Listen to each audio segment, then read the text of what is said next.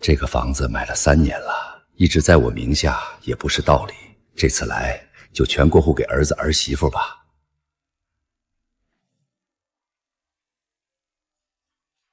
来了！怎么是你？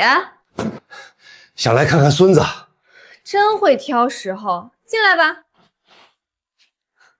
等一下，这什么东西就往我家拿？在老家亲手攒了1个月的土鸡蛋，给你们补身体。土鸡蛋？我们吃的都是无菌鸡蛋，你这都是细菌，我们不要，赶紧扔出去，脏死了！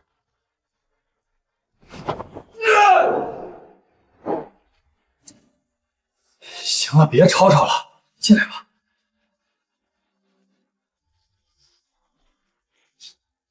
这是我攒了1个月的。行了，再不进来我就关门了。进来记得穿鞋套，别把我们家搞脏了。你说你爸来干什么呀？哎呀，我爸会做饭，让他给我们做饭还不行吗？爸，菜在厨房，你去做饭吧。儿媳妇嘴上嫌弃，心里还是不错的。知道我要来买这么多菜，只要孩子们能过得好，我受点委屈也算不得什么。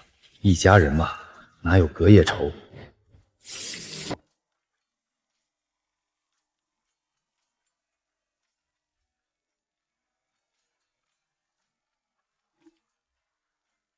可以吃饭了。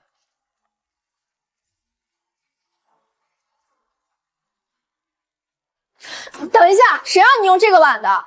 不用这个碗，用哪个碗？你用这个吃。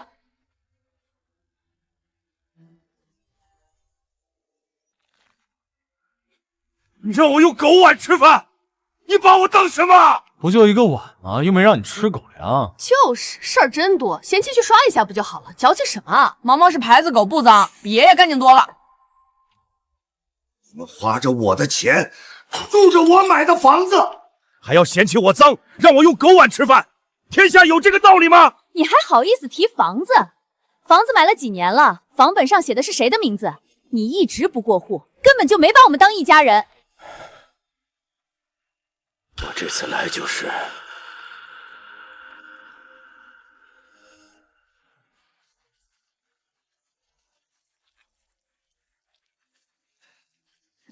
妈，你快进来，饭都做好了。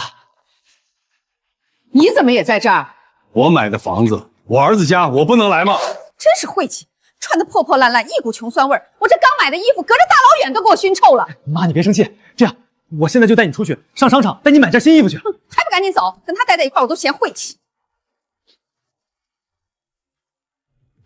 一旭，我这次来，爸，你要是真为我好，就把家里打扫干净，赶紧走，算我求你了，行不行？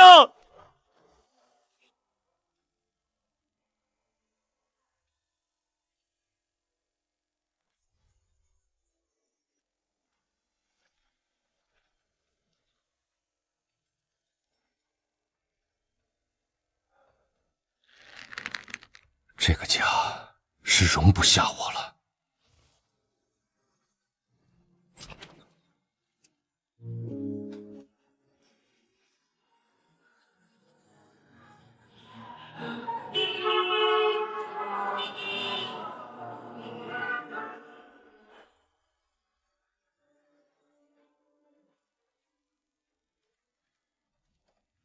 爸，您真好，以后买了新大平层，我和宁宁天天伺候您。对呀，爸，您就是天底下最好的爸爸。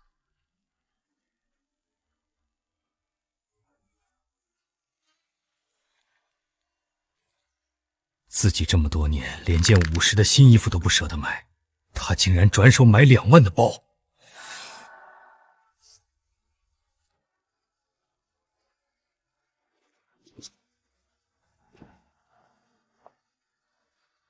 你好，请问有什么需求？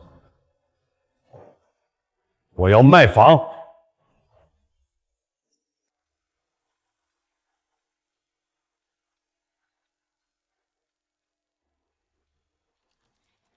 老先生，您确定要卖玉景江山的大平层？那地方地段是好，可大平层总价高，不好很快出手啊。价钱可以低点儿，只要能尽快卖出去。那要是急着出手，我给您估个打包价200万，只要您点头，我立马找买家。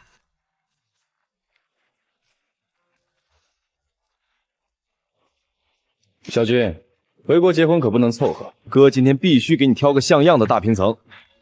师傅，小虎，师傅，真是不敢想在这儿能碰见您。当年要不是您带我跑工程，手把手教我，哪有我李虎的今天？您怎么在这儿？这位老板，您是过来买房是吗？这位老先生正好要急卖玉锦江山的大平层，您要不考虑一下？师傅，那套房子不是您当年拿了全部安置费，攒了大半辈子积蓄，说要给一神结婚用的吗？这可是您的后半生积蓄啊！您确定要卖？是不是出啥大事了？小虎，别问了，那房子不留给白眼狼。既然你要给弟弟买房，卖给别人不如卖给你。刚刚中介报价200万，打8折，这样房子吧。不，师傅，你这个房子买的时候我知道，我不能占你便宜。这样吧，260万，直接全款打钱。那既然这样，我们现在就去签合同。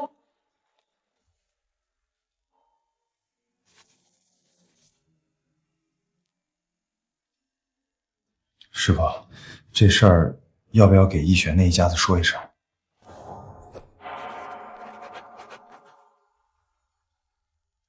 不用管他们，明天你弟弟就可以去看房。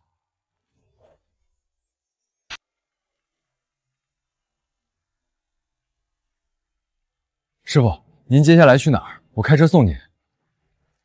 送我回趟那套大平层吧，我得回去拿我自己的行李。成，那我陪您过去。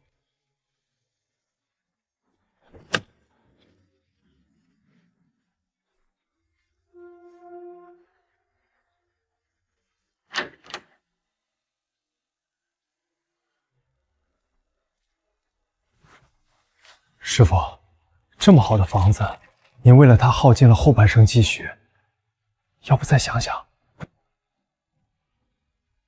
不想了，这里没有一样东西是属于我的。我们走吧。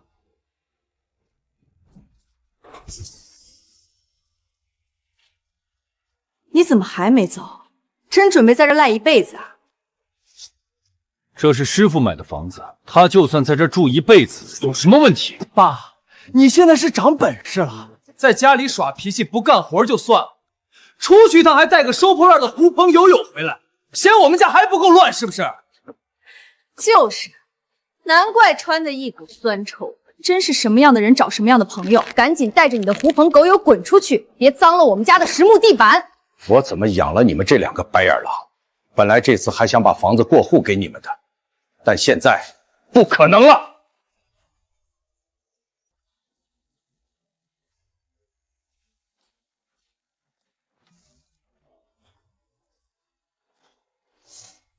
这什么意思？他就你这一个儿子，不过户给你还能给谁？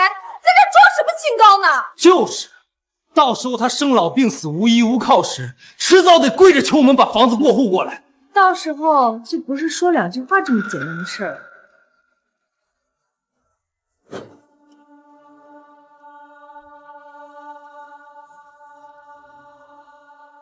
小虎，我到家了，多谢你送我。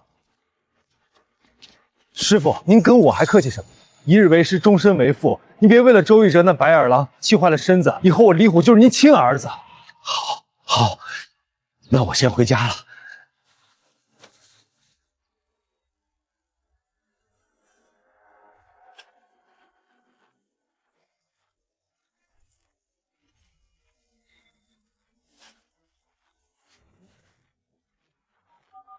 通知下去，总承包工程科项目经理周一成，现在立刻给我开了，并且在整个保镖和建筑工程全行业全面封杀。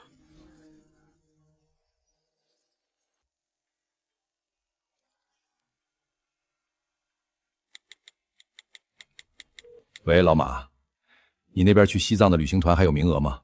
我想报个名。哟，你这个铁公鸡总算肯拔毛了。之前问了你好多次，你都说要给儿子攒钱不去。今今天这是太阳打西边出来了吗？现在也不是白天了啊。我算是明白了，人啊，还是要为自己而活。行，你想通了就好。明天中午12点，火车站集合。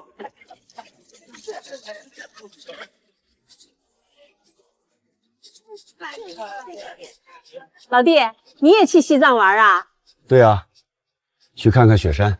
我也去西藏玩，我在家闲不住，我女儿啊，非说我辛苦了一辈子，非要给我报个旅游团，让我去西藏看看风景，享享清福。或许这才是正常家长跟孩子的关系吧。过去几十年，自己真的太惯着周一克那一家子了。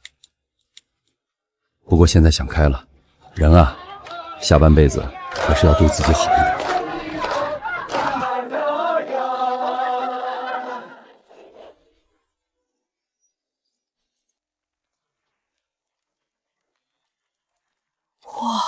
爸，今天是什么日子啊？竟然来这么高档的饭店吃饭？今天那个老头子发退休金，我们不得好好享受一把？对，反正他拿那么多钱也花不完，咱们帮他花花也是孝顺。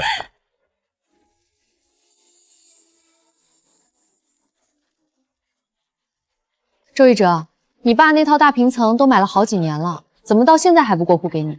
放心吧，等他这几天从老家回来，我就跟他说，催催他。爸，你跟爷爷说房子的事时，顺便让他给你老板说一声，给你升职加薪呗。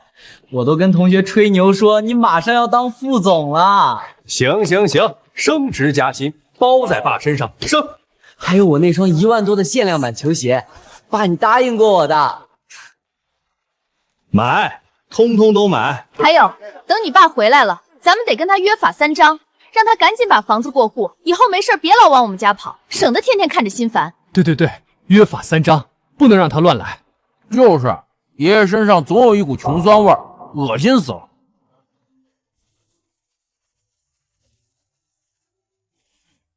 服务员，买单。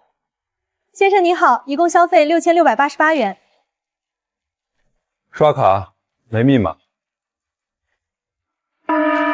不好意思，先生，这张卡刷不了。怎么可能？那可是主卡，你到底会不会用？再试试。先生，机器上面显示亲属卡已解绑。解绑？什么意思啊？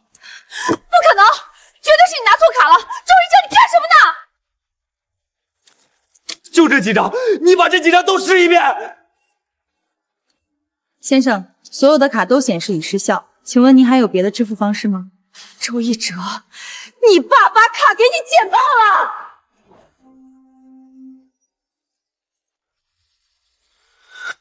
怎么可能？怎么可能？您好，您拨打的电话正在通话中。他不接，他肯定是故意的。那你赶紧发微信啊，让他现在立刻把卡绑回来，没卡我们现在怎么买单？自己的日子自己过，别找我了。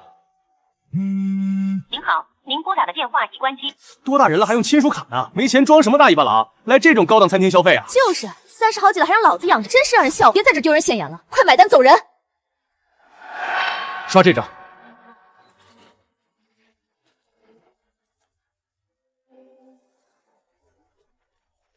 你爸肯定是闹着玩的，他以后还指望着我们2口给他养老送终呢，怎么可能说解绑就接手？看着吧，过2天他自己过不下去了，绝对不要把他绑回来。这次他做的实在是太过分了，等回头他开机了，我立刻给他打电话，不仅让他把卡绑回来，更要让他给我们全家道歉，赔偿我们今天在餐厅被人嘲笑的精神损失费。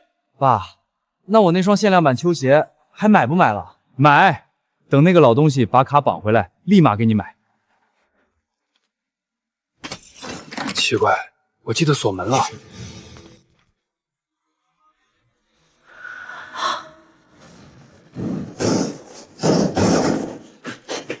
你们在干嘛？谁让你们砸的？这是我家，给我住手！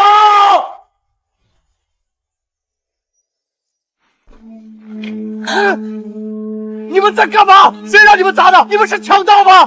都给我住手！什么强盗？我们是拿钱干活，按合同办事。别喊了，这套房子已经被原房主全款卖掉了，我们是新房主派来清场重新装修的，你们这些租客或者借租的，赶紧把自己的破烂搬走，别耽误我们工期。卖了？谁卖的？这是我的房子，谁敢卖？房主周先生，手续齐全，全款260万已经两清了。不可能！这房子是我公公买给我老公结婚用的，马上就要过户了，他凭什么卖我们的房子？就是，这是爷爷给我的房子，他不可能卖的。假的，这合同是假的，是你们串通起来伪造的！我要报警，我要让警察把你们全抓起来！白纸黑字盖着公章在这里，房本上写的是周成，法律就只认房本和名字。你们要报警就赶紧报，我们手续合规合法，还怕查？你就是伪造的，你们就是合伙做局骗我们，这房子是我们的，谁也别想把我们赶出去！这下看我吵什么吵？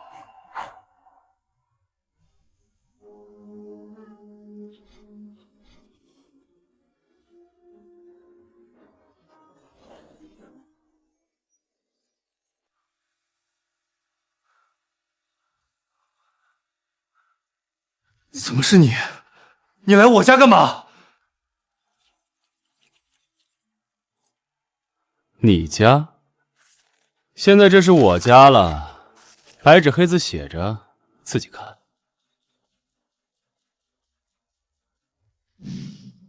不可能，这不可能！我是我爸唯一的儿子，这房子是留给我的，他怎么会把房子卖掉？是不是你和我爸串通好了骗我？是不是你怂恿他卖的？你安的什么心？他就是伪造的，就是想霸占我们的房子。老公，别跟他废话，给你爸打电话，让他亲口说。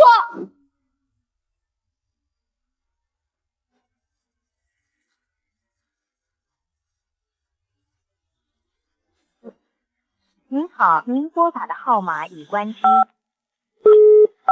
还是关机。爷爷怎么不接电话？难道他真把房子卖了？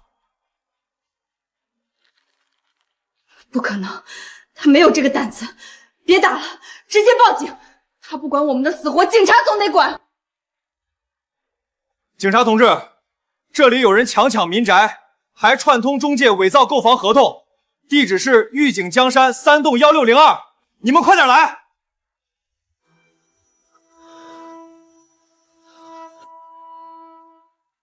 等警察来了，要他们好看。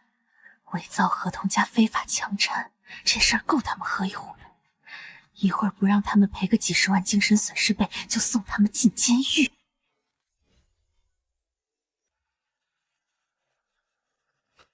李虎，你一个外人跟着瞎掺和什么？我爸的事跟你有半毛钱关系吗？你要是识相，就把钥匙留下，现在滚，我当没见过你。你笑什么？我告诉你，我老板跟我爸交情匪浅，等今天这事儿过去了，我让我老板动用人脉，查查你是哪家公司的，到时候有你好果子吃。你还在这装什么镇定？警察马上就到了，你现在跑还来得及。好，我犯法了。你强闯民宅，还砸我们的房子！房本和合同上写的清清楚楚，这房子现在是我的。我在自己家里砸墙，犯了哪条法？你别嘴硬，等警察来了，看你还怎么横！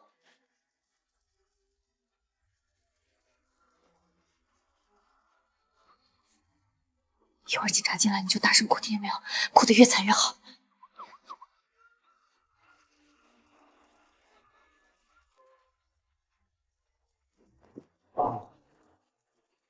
谁报的警？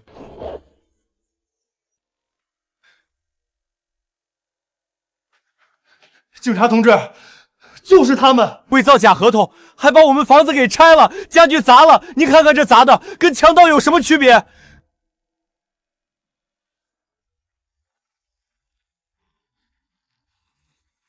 警察同志，合同绝对不是伪造的，上面有原房主周成先生的亲笔签名和手印，购房款260万，已经全额到账，手续全部合规。你闭嘴！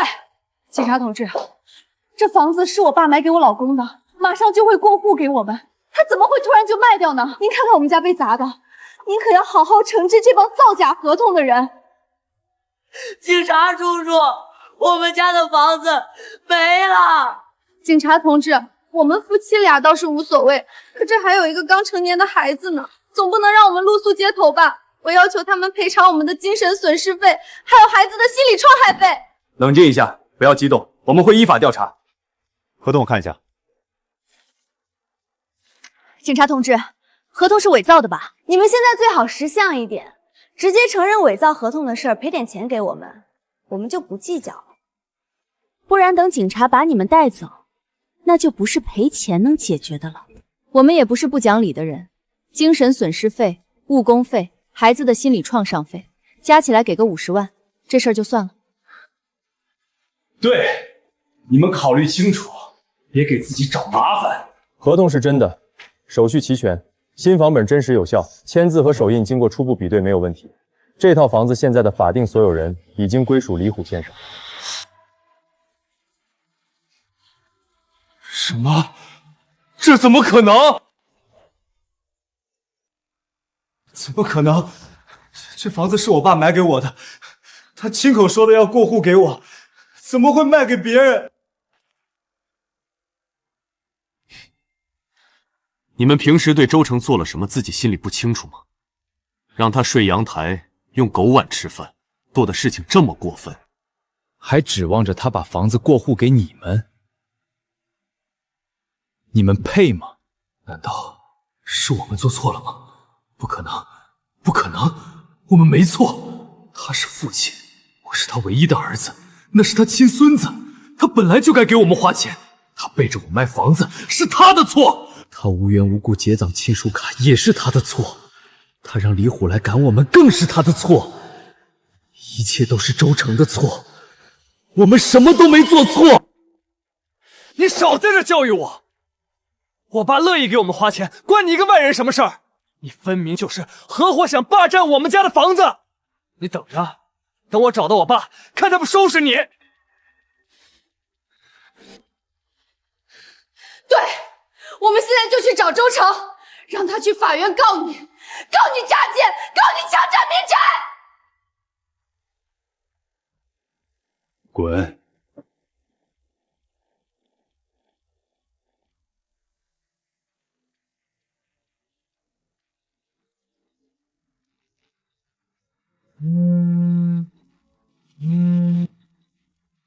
是我爸，肯定是我爸回心转意了。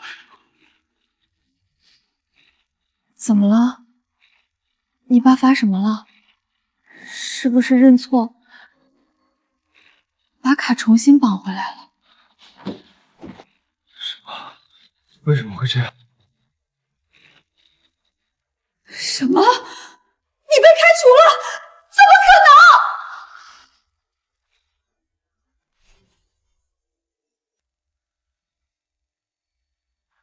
我怎么就被辞了？我平时干得好好的，凭什么开除我？怎么可能？你爸不是和你们公司老板认识吗？对，我老板以前是我爸的下属，他对我一直很照顾，怎么会无缘无故辞退我？一定是你爸，肯定是你爸干的！他不仅卖了房子，还想把你的工作也彻底搅黄。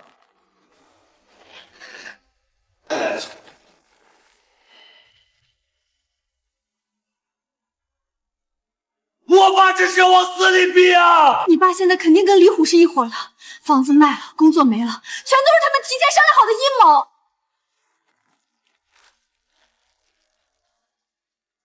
爸，你真是好狠的心！我们绝对不能就这么算了，我们必须现在就去找他问个清楚，让他把260万吐出来。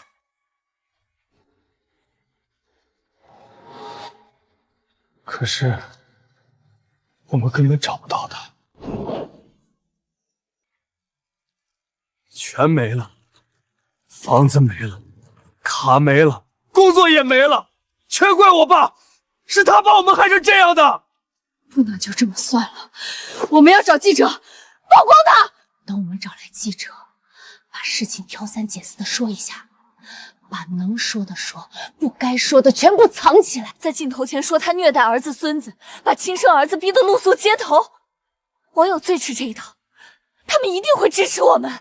对，找记者网络曝光，等他们顶不住舆论压力的时候，就知道错了。到时候，爸不仅会回来把房子过户给我，公司也得求着我回去复职。到那个时候，可不能轻易原谅他们，一定要让李虎当众给你赔礼道歉，让你老板再给我们晨晨也安排一个铁饭碗。我现在才刚上大一，我爸原来的公司可是业内数一数二的龙头企业，如果我在大一就能提前进去，爸，真能让我进那个公司？你爸是公司的核心经理，你进去还不是他一句话的事儿。等你爸重掌大权回去了，你想进哪个部门就进哪个部门。对，等我回去了，直接让你去市场部，那里活最轻，待遇最好，天天坐着数钱就行。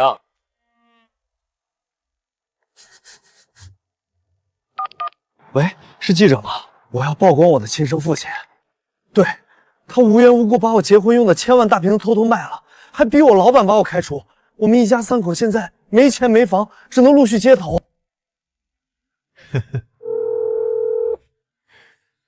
搞定了，明天他们就带着摄像机来采访。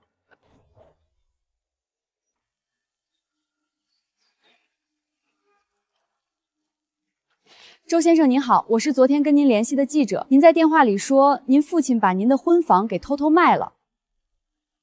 卖了，全款背着我们卖了，直接把我们一家3口从家里赶了出来。现在我们连个落脚的地方都没有，今晚只能继续露宿街头了。那这中间有没有什么诱因，或者说你们和老人家之间之前发生过什么矛盾吗？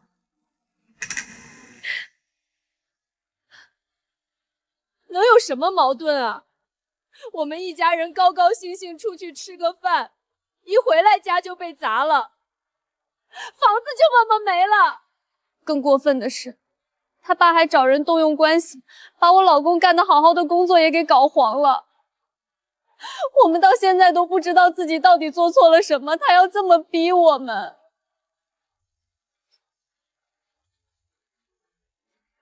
好的，情况我都了解了，视频我会尽快剪辑出来发到网上。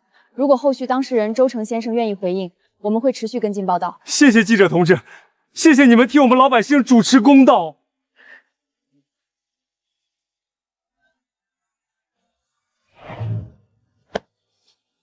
看着吧，只要舆论一闹大，好消息马上就来了。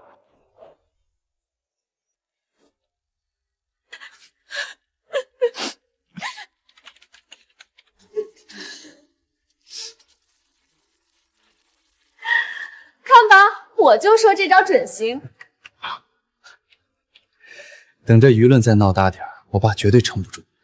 等他顶不住压力，主动打电话过来求和的时候，我们可不能轻易松口，必须把过户的事彻底敲死。爸，到时候你可别太轻易原谅爷爷，必须让他当众认错，让他以后再也不敢这么对你。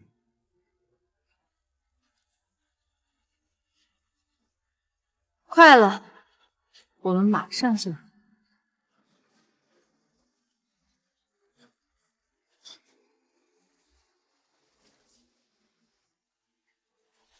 你看，是不是这人一模一样？好像就是他，看着不像会做这种事儿的人啊。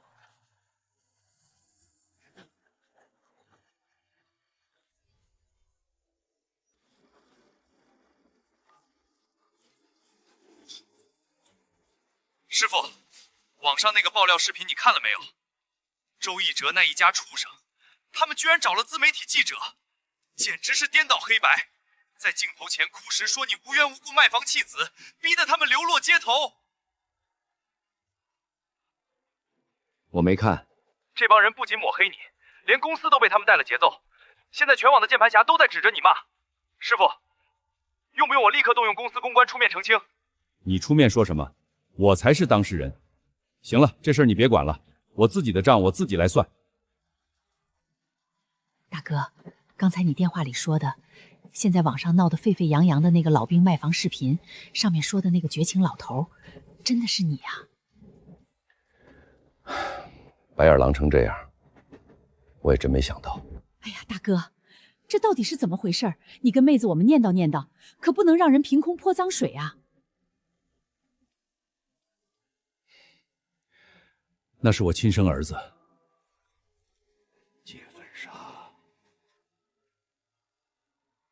那帮没良心的畜生，睡阳台，用狗碗吃饭，现在居然还敢倒打一耙，简直丧尽天良！大爷，对不起，刚才我们误会您了，您别怕，我们就在现场，我们现在就发微博给你作证。对，这断章取义的视频太欺负人了。大哥，你别慌，我闺女就是搞网络自媒体的，在网上3个大号加起来上百万粉丝呢，我这就让她帮你把真相全发出去。大妹子，不用这么麻烦。闺女，快别睡了，妈在去拉萨的火车上碰见个天大的冤案，素材我这就发你，你赶紧连夜给我写篇文章发出去，把这帮欺负老实人的白眼狼给我狠狠曝光。亲生儿子在网上发视频，恶人先告状，萍水相逢的陌生人却愿意无条件相信我，替我作证。果然，离开那一家白眼狼，这世上处处都是好人。大姐，我真不知道该怎么谢你。谢什么谢？我跟你说，我闺女那3个大号厉害着呢，加起来上百万粉丝，只要她把真相发出去，你那白眼狼儿子一家马上就得傻眼。大爷，等大姐闺女的视频一发，我们立刻去原视频评论区给你作证，把热度顶上去。对，算我一个。我把我刚才录的你说话的语音也发上去，绝不能让老实人受委屈。我们要让那白眼狼儿子一家好好看看，什么叫群众的眼睛是雪亮的。真是太谢谢你们了。儿子儿媳，既然是你们先在网上陷我于不义，那就别怪我这个当父亲的心狠了。大姐，麻烦让你闺女把真相全发出去，一个字都不用替我隐瞒。他们平时怎么对我的，全都写出来。你放心，我闺女那笔手子硬得很，写东西从来不说假话，保管让他们现出原形。大爷，我先给你看看我编辑的澄清小作文，你看看这么说行不行？不行，我还可以重写重录。来来来，让大姐也帮着把把关。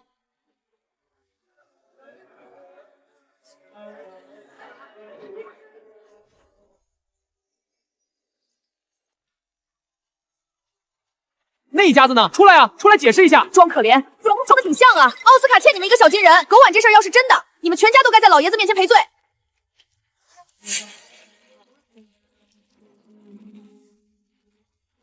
现在咱们那个视频应该有好几万评论了吧？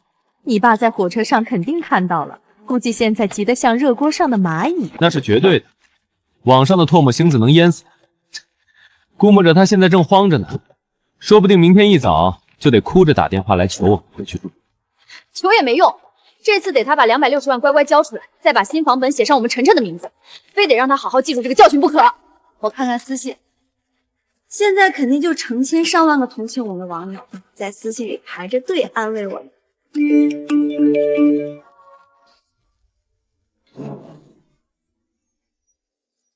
睡阳台用狗碗，这是人干的事吗？这还是亲生儿子吗？自己嫌父亲穿的寒酸，不给买新衣服，一转身刷老父亲的亲属卡，给丈母娘买2万的包。这一家子是水蛭吧？心疼老兵大爷，真是一条恶犬，也比这儿子儿媳忠诚。怎么可能？这怎么可能？大家快看，网络上的白狼就在这儿呢！走，赶紧走！白眼狼跑了，嘿，真恶心！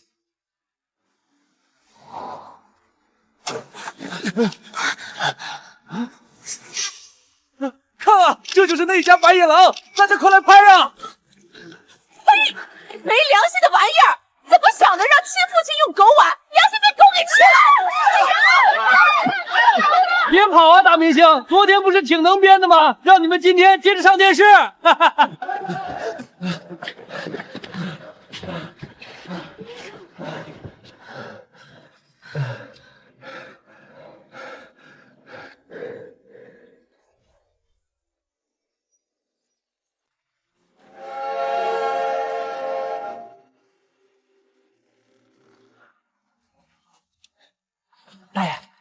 你快看，现在网上全是骂你那白眼狼儿子儿媳的，局势彻底逆转了，真是解气。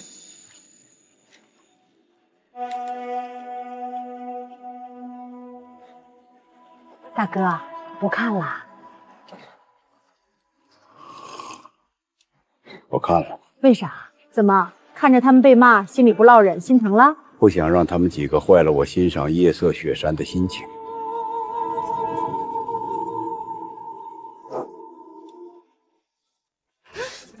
事情怎么会变成这样？网上的风向怎么说变就变了？我怎么知道？刚才明明还好好的，肯定是你爸！不行，我给我爸打电话，让他立刻把网上的视频和柴静撤掉。他这是想逼死亲生儿子。对不起，您拨打的电话正在通话中。怎么还不接？他凭什么不接我电话？您好，您拨打的电话关机。他不接，接了，他直接把我拉黑关机了。我爸他究竟想干嘛？他真的一点骨肉亲情都不讲了吗？你儿子打来的，不接？不接了，接了无非也就是那些话，哭着喊着让我帮他撤视频，让我去网上帮他说好话，甚至他会直接理直气壮地命令我，让我把卖掉的房子再买回来过户给他，把亲属卡重新绑回去。我这儿子儿媳啊，贪心的很。呸！真是一帮喂不饱的吸血鬼！大哥，你可千万不能心软帮他们。帮不了，也根本不想帮。该说的我早在这30年里说完了，该做的我也在被赶出家门那天做绝了，剩下的让他们自己扛吧。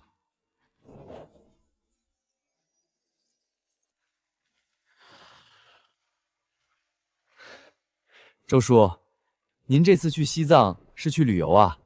对，在手机上报了个旅行团，想去看看雪山。周叔，跟那团走多没劲啊！我们几个是搞户外硬核徒步的，这趟正好要进藏，要不您退了那团，跟我们一起走呗？纯的深度游，绝对比跟团有意思多了。我都这把老骨头了，跟你们年轻人在一起，别到时候拖了你们的后腿。瞧您说的，当过兵的人，那身体素质和意志力能差到哪儿去？一起走。就是啊，周叔，我们这队里正缺个有生活和野外经验的顶梁柱呢。您一看就是那种脚板硬、能走长路的人，跟我们一起是我们沾光。行，那这把老骨头就跟着你们见见世面，一起走。咱们计划先到拉萨休整2天，适应一下高反，然后直接走林孜县，直奔南迦巴瓦峰。林芝这个地方我听说过，听说每年春天的时候，那里的桃花漫山遍野，漂亮的很。可以啊，周叔，这您都知道。临出发前顺手翻了翻书。旅客朋友们，拉萨站到了，请拿好您的随身物品。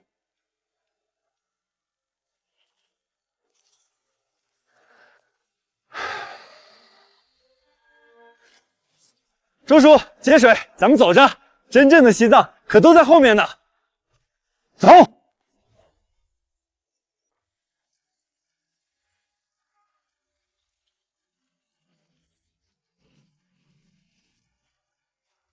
开个标准间。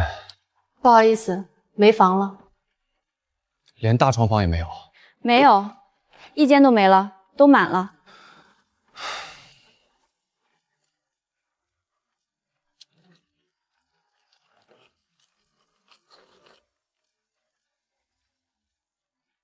满了，全满了。你们这么大个宾馆，能一间空房都没有？说了真没了，去别家吧。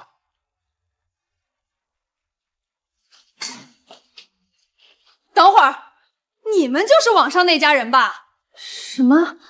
你认错了吧？认错，华成辉我都认识，就是那个让自己亲爹睡阳台、用狗碗吃饭的软骨头白眼狼嘛。别装了，我们这儿庙小，不接待，请你们立刻离开。你什么意思啊？我们是花钱来住店的，你开门做生意，凭什么不让我们住？我知道，但我说了，我们店不接待，不走我叫保安了啊。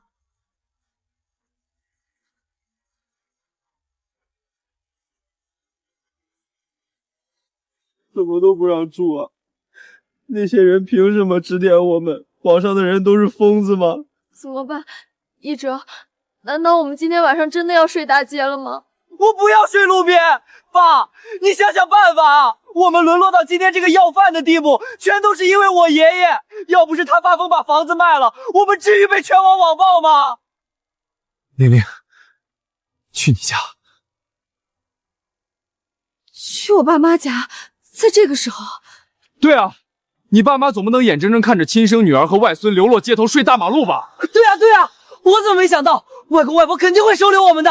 爸爸你太聪明了。可是我爸妈那个脾气……都什么时候了还管那些？快上车！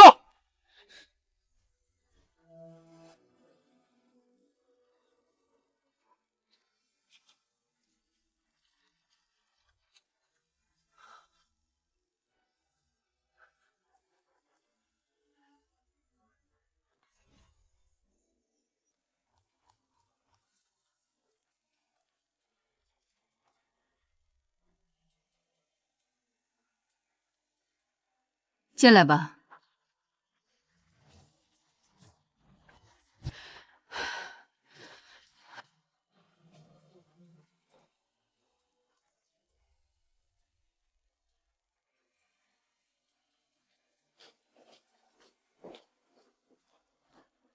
妈，我可是你亲女儿，回娘家就给你亲女儿的亲外孙吃这个。你们这来的也太突然了，家里什么食材都没准备，将就着吃吧。小周啊，你们打算在家里住几天啊？爸，您放心，我们绝对不会耽搁太久的。等我找到新工作，发了工资，我们全家就搬出去，绝不给您二老添麻烦。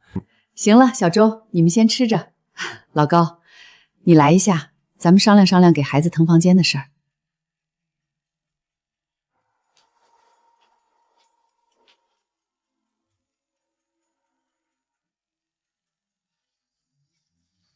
老高，真打算让他们在这儿住下？网上都传遍了，他们名声都臭大了。我可不想让他们待在这儿，天天白吃我们的，喝我们的。嘴上说的是找到工作就搬，现在谁敢雇他？谁知道他猴年马月才能找到工作？当然不能让他们住。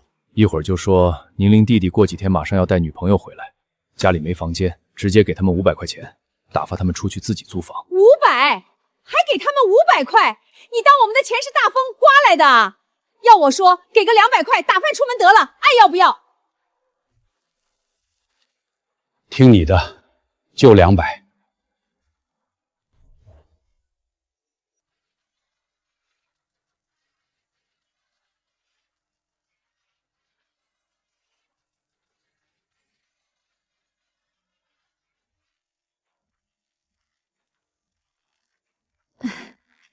宁宁啊，你看这事儿闹的真是不凑巧，你弟弟过2天马上就要回来住了，家里这屋子紧巴巴的，实在腾不出房间给你们。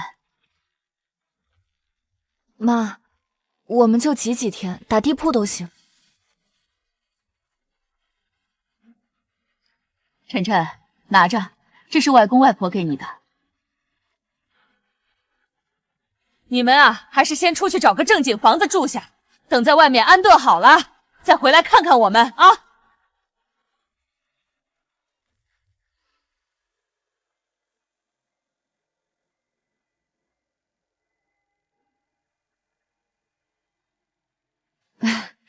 到底还是我爸妈心疼我，虽然这次没让咱们借住，但那不是事出有因吗？我弟要回来，而且你们看，我妈临走还给晨晨塞了个红包呢，里面肯定塞了不少钱。这笔钱绝对够咱们在外面租个像样的房子了。就是，外公外婆出手肯定大方。行，还是咱爸妈靠谱。晨晨，快把红包拆开，让瞅瞅外公外婆给了多少。妈，怎么感觉这红包捏起来这么薄啊？傻儿子，薄才说明给的是银行卡或者大面额的支票啊！快打开看看。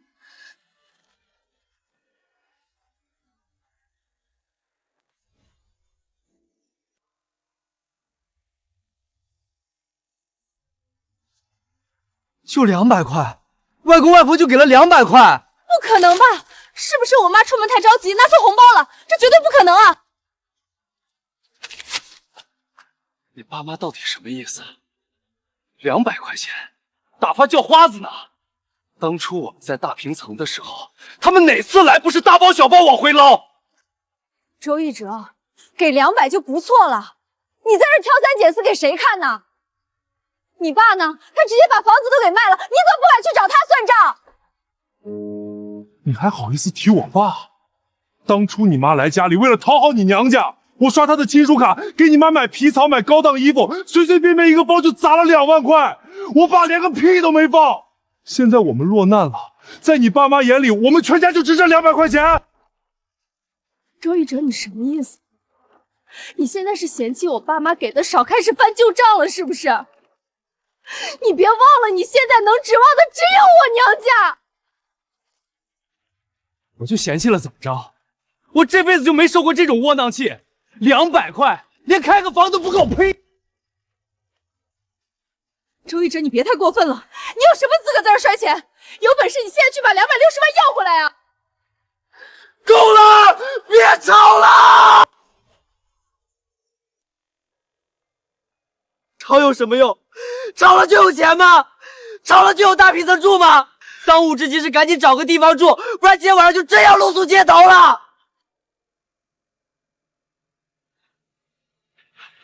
晨晨不哭，爸不吵了，爸这就带你找地方住啊。正规的宾馆酒店现在都不让我们住，高档的我们也住不起。走吧，去城镇村碰碰运气。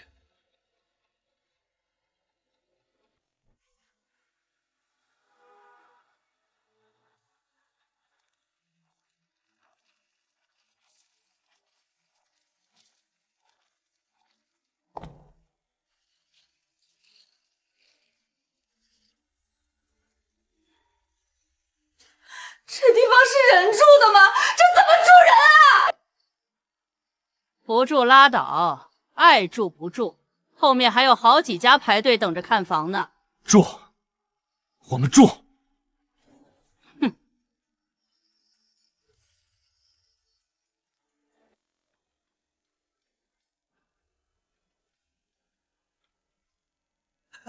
周叔，看啥呢？这么入迷？走了，民宿都订好了，老板娘还给咱们准备了热腾腾的酥油茶呢。好，走。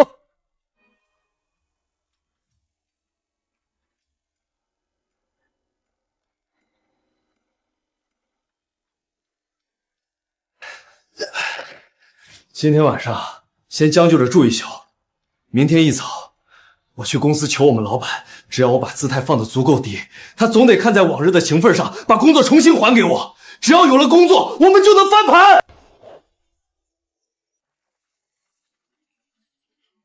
对，一哲，你明天赶紧去求你老板。我差点忘了，他以前可是你爸手底下的兵，早年受过你爸不少照顾。你去跟他求情，搬出你爸的名头，他绝对得让你继续留在公司工作。那肯定，我爸跟他的战友关系在那儿摆着呢。他现在混得再大，见了我爸也得叫声师傅，他不可能真的一点旧情都不请啊。爸，等你的工作要回来了，我还要住大平层，我还要买新版的游戏机，我不要待在这个鬼地方。行，等爸明天回去复职了，拿了年薪，咱们立马就搬回去。可今天晚上怎么办啊？脏成这样，连个下脚的地方都没有，这怎么睡啊？老婆，今天算我求你，你先忍忍，咱们将就这一晚。只要明天老板点扣让我回去上班，到时候咱们直接买套新的房子。行吧，不过明天你去了公司，态度一定要放好一点，可千万别一上来就跟人硬碰硬，你就把姿态放低，说你现在已经深刻认识到错误了，让老板看在你爸当年的恩情上，再给你一次改过自新的机会，听见没有？行，我都听你的。明天一早我就去公司堵他。放心吧，有我爸的名头压着，他绝对不敢不管我的。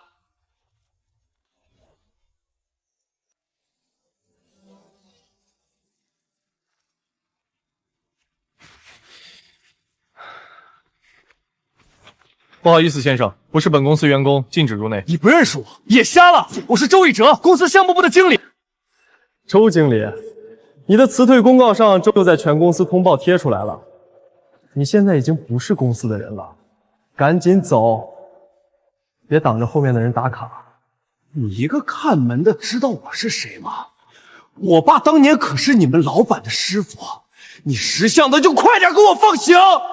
等会儿我见到老板，小心我一句话让你卷铺盖走人。上头特意交代了，某些闲杂人等一律不准进，别让我们难做。走吧。哟，一大早的，瞧瞧这是谁在公司门口大呼小叫啊？这不是咱们前项目部的周经理吗？怎么大清早的跟个乞丐似的站在门口啊？哦，不好意思，瞧我这记性，我忘了被老板亲自开除的白眼狼，现在是进不去公司大门的。你得意个什么劲儿？今天我就是来找老板复职的。我爸和老板是什么交情？老板很快就会让我回去主持大局。周一哲，你脑子没事吧？你还想仗着你爸是老板的师傅，回来继续当大经理使唤人呢？你也不撒尿是照照自己现在的德行。你们一家三口让你亲爹睡阳台用狗碗的烂事儿，现在全网都传遍了，连带着咱们公司的股票都跟着跌了2个点儿。你还想回来当经理，然后把你的工作全推给我干？周一哲，我告诉你，你做梦！你算个什么东西！我要见老板，等我见到老板，第一个就开除你。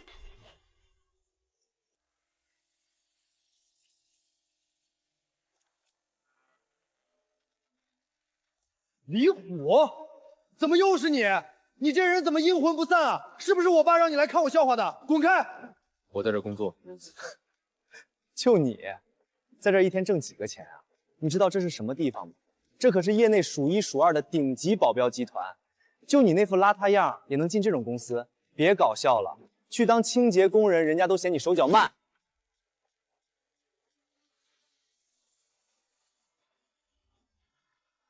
李总好。李总，这人一大早就在大厅闹事，非要进去。他说自己是您师傅的儿子。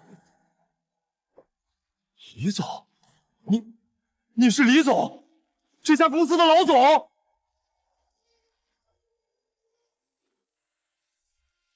你一个外人，凭什么跑来我们家撒野？就你那邋遢样，能进这种公司？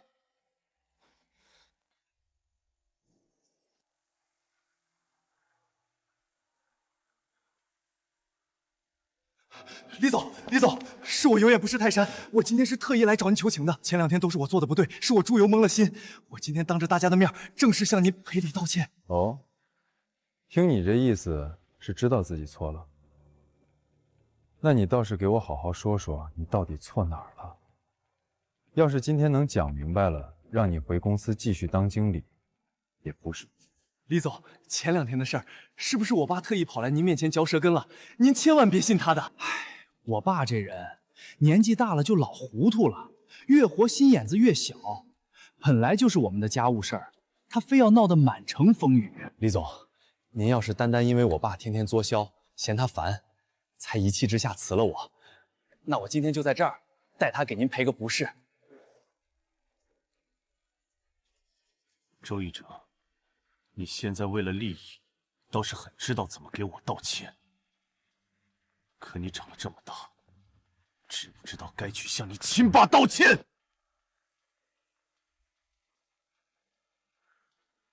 李总，我爸那边等我今天复职了，我自然会抽空去敷衍他2句的。您放心，绝不影响工作。你去说什么？说你爸老糊涂了，说他心眼子小。周一哲，你到现在还没搞清楚，你被开除是因为你触碰了做人的底线，跟你爸没有半点关系。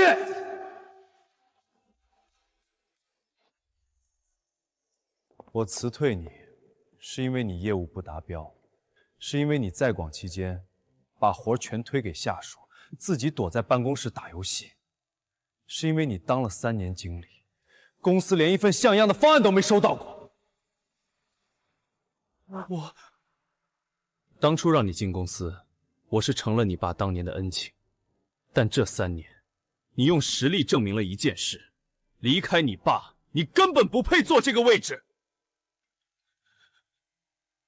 你刚才问我你错哪儿了，你不是错在惹你爸生气，是你自己无能，你根本不配这份工作。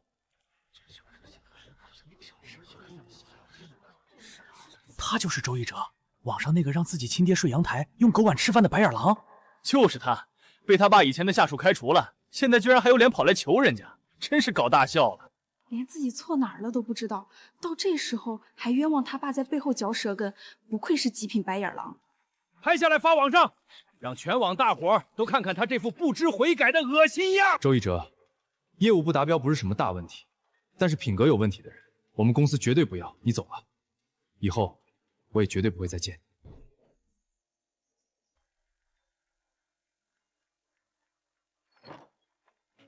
怎么样，一哲？你们老板怎么说？是不是让你明天就回去复职？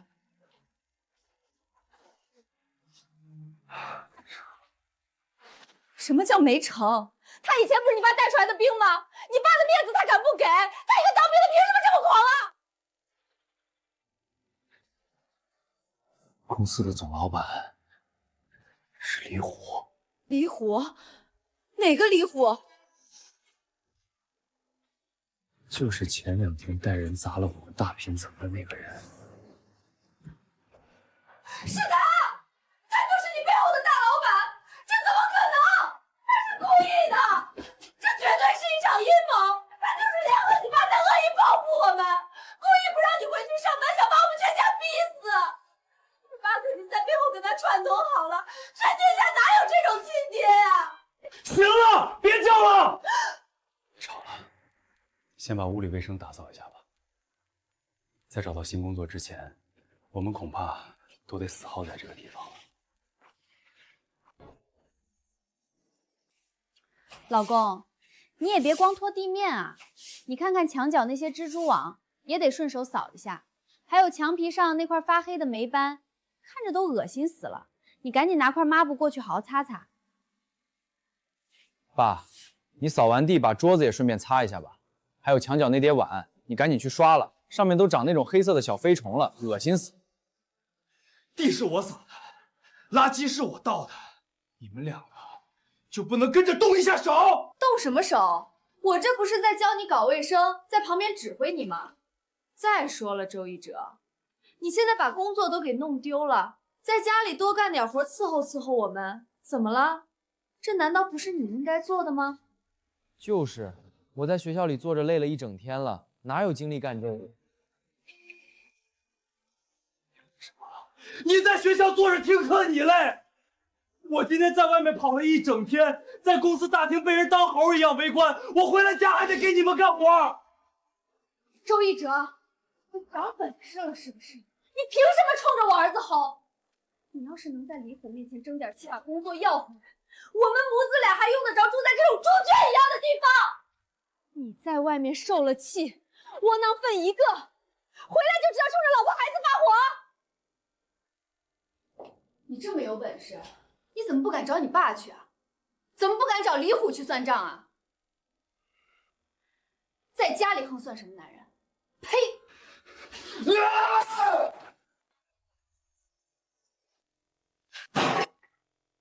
你摔给看呢？你还有脸摔扫把了？我告诉你，周一哲。你今天少在这给我摆眼色，赶紧给我打扫干净，然后立刻滚出去找工作，少在家里死耗着吃闲饭。我又要打扫卫生，又要找工作，那你们2个呢？你们坐在这儿当大爷，就不能替我分担哪怕一点点吗？分担？这是你的职责。你是一家之主，挣不来钱，活你还不干谁干？晨晨从小就是被精养着长大的。十指不沾阳春水，从来没干过这些粗活。现在跟着你住这种破地方，已经够委屈他了。你还好意思让他干活？你配当人爹吗？就是，我在学校累了一天了，回家还得当苦力，凭什么？好，那依你的意思，这屋里所有的脏活累活就该我一个人全包了？你现在找不到工作，在家伺候伺候我们怎么了？再说了，我们家沦落到现在这个叫花子地步，怪谁？还不都是因为你那个爹？要不是他发疯把房子卖了，把卡解冻了，让李虎把你给开了，我们至于遭这种罪吗？妈妈说的没错，要不是我爷爷狠毒，我们也不会住这种破烂耗子洞。是，我爸是有错，但是你爸妈呢？你爸妈昨晚揣着200块钱跟赶叫花子一样把我们轰出来的时候，他们就没错吗？我爸妈有什么错？周一哲，你给我搞清楚，我们现在没地方住，全都是因为你爸小心眼、自私、无理取闹，是他冷血无情，非要把事情做绝。你不要在这里记错了账。是，我爸是自私，是冷血，但你爸妈就不自私不冷血了吗？我爸过去给我买了大平层，给我开了额度无限的亲属卡，还托人给我安排了经理的工作。你爸妈给过什么？要不是你天天在家里作妖，要不是你让我爸用狗碗吃饭睡阳台，我爸至于把房子卖了吗？造成今天这一切的人，都是因为你！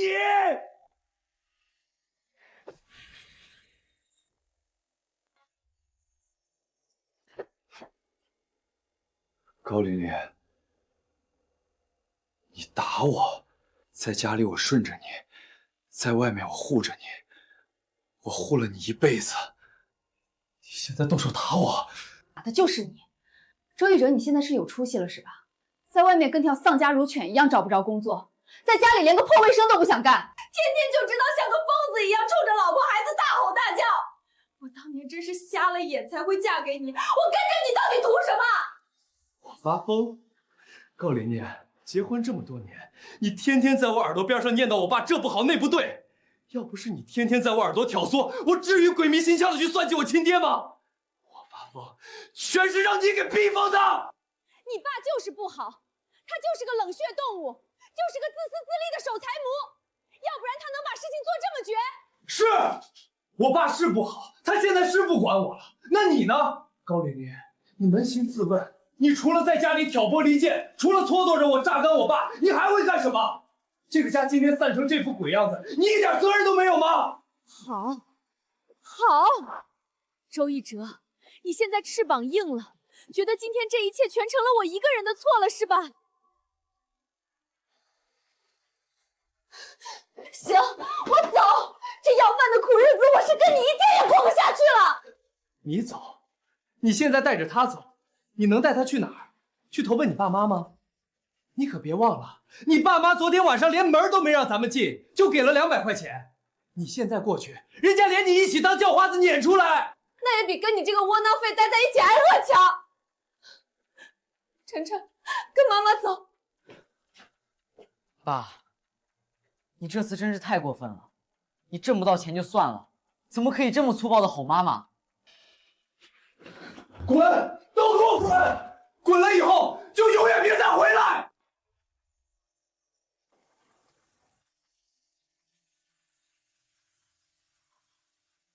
我周一哲怎么就沦落到这个地步了？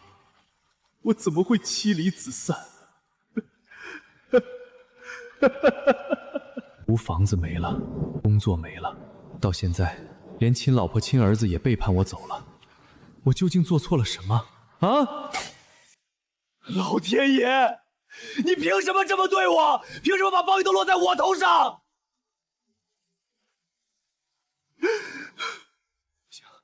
不行，我得给我老婆打个电话。我是个男人，我不能没有家，我得让她带着儿子回来，我们还能搬出去的。对不起，您拨打的电话暂时无人接听，请稍后再拨。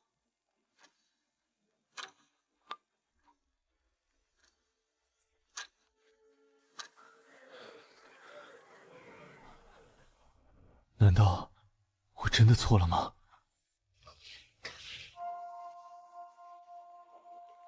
一哲，洗洗手，准备吃饭了。今天做的全是你爱吃的。我竟然为了这样虚伪的老婆和儿子，去伤害天底下最爱我的爸爸。爸，我错了，爸。周叔，这趟跟您一块走太痛快了，来，扫个码，留个联系方式，以后咱们小分队再去哪儿自驾，高低得再约上您。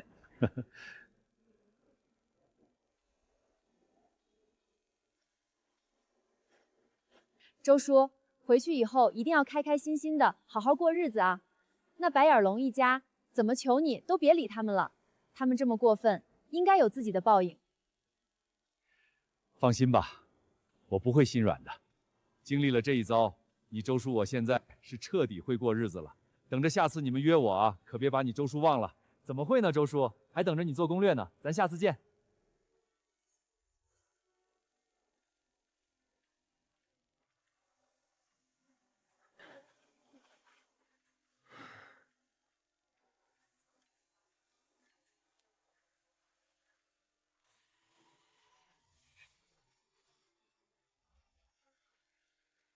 师傅，您可算回航了，到哪儿了？刚下火车呢。那可太凑巧了，晚上有空没？徒弟请你吃大餐，刚好有个天大的好消息要当面告诉你。行啊，刚好我也要找你。师傅，这趟西藏去的怎么样？身体吃得消吗？好，比我想象的还要好。见过了天地，这心里啊，什么疙瘩都解开了。那就行，看您这精神头，比前阵子好太多了。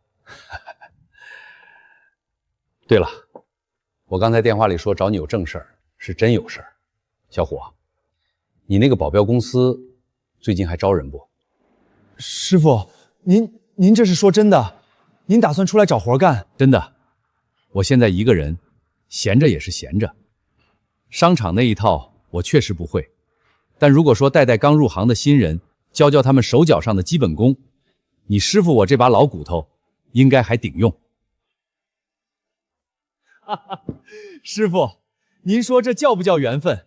您还记不记得我下午在电话里说要送你一个天大的好消息？你小子别卖关子，到底什么好消息？咱们公司下半年准备扩招200名高级私人保镖，目前最缺的就是能镇得住场子的总教官。我今天就是代表公司来正式聘请您的，有编制、正规合同、年薪制，您看这算不算好消息？既然你早有这心思，刚刚在电话里怎么一个字都不漏？我这不是怕您刚从高原回来，嫌累不想动弹吗？本想着先好酒好菜伺候您歇几天，找个合适的机会再开口，哪知道咱爷俩居然想到一块儿去了。小虎，你跟师傅说实话，招我过去，真的只是因为公司需要，你不是看在往日的情分上，故意给师傅开后门，给师傅送养老钱吧？师傅，私底下您是我师傅，但聘请您当总教官是公司董事会全票通过的决定。好，有你这句话，我就踏实了。看来我这把老骨头在社会上还不算是个废人。总教官，欢迎正式归队，干！干！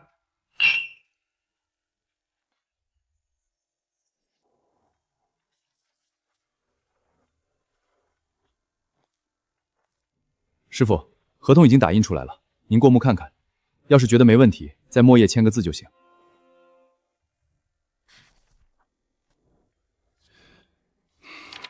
这数额太高了，重新拟一份，改低点。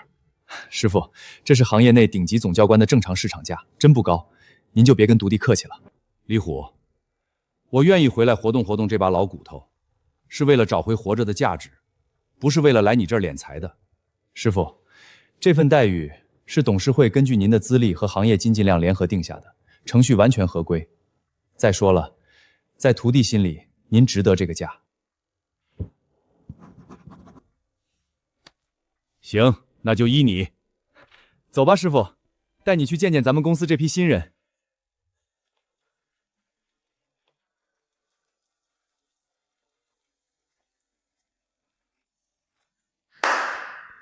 各位，都给我把眼睛擦亮了！站在我身边的这位，就是公司特聘的总教官周成先生。周教官当年是尖刀特种部队出身，带过最硬的兵，能让他亲自来操练你们，是你们这辈子最大的运气。教官好！不用喊得这么大声，我还没老到那个地步，耳朵好使着呢。现在笑归笑，等明天正式开练的时候，你们别哭就行。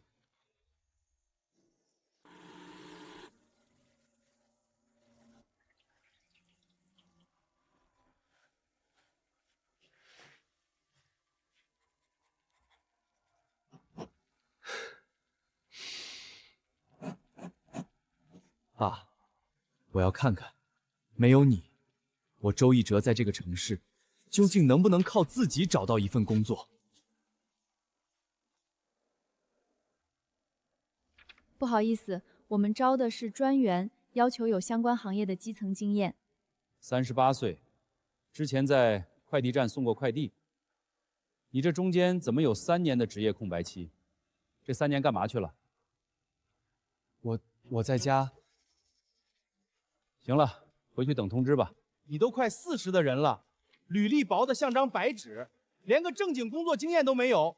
我们公司可不是收容所，不要你这种混日子的废物，赶紧滚蛋，别在这耽误我时间。爸，你在的时候，我天天嫌你烦，总觉得你有义务为我付出，从不觉得你有多重要。你走了，我才真正明白，在这个社会上，没有你，我周一哲什么都不是。那大平层不是我自己挣的，项目部经理的位置不是我自己坐上去的，甚至我以前口口声声说我护着的老婆孩子，也全是在花着你的血汗钱，花着你的亲属卡在养着呀。我从来没有问过你累不累，从来没有问过你缺不缺钱，我只知道理所当然的跟你要房子，要亲属卡，要体面的工作，你给了，我还贪得无厌的嫌不够。你走了，我才发现我竟然什么都没有。原来我前半生所有让人羡慕的一切，都是因为有你在背后替我负重前行。爸，我错了，我真的错了。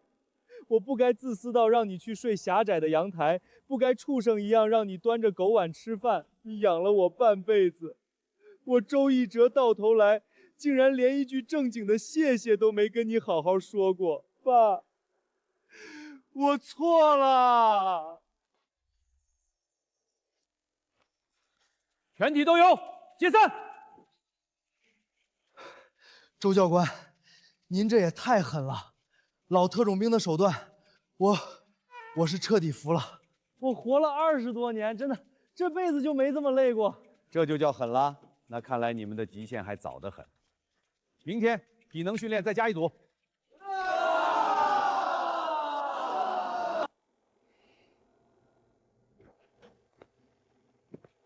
38岁了，以前具体都干过些什么？送过快递。我们这儿招的是一线保安，站岗、巡逻、熬夜班都是实打实的体力活，辛苦得很。你这个年纪能干得了？能干，老总，我什么苦都能吃，什么活都能干，只要您愿意给我一个机会，我一定会好好干的。行吧，你先站起来，我看看。不行不行，坐下吧。你这身高根本不达标。我们物业公司有硬性规定，涉外高端小区的保安最低要求1.8米，你这明显差了一截。好，谢谢你。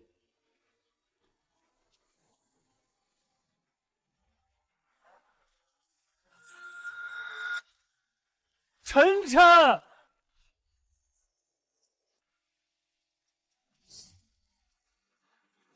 晨晨，真的是你？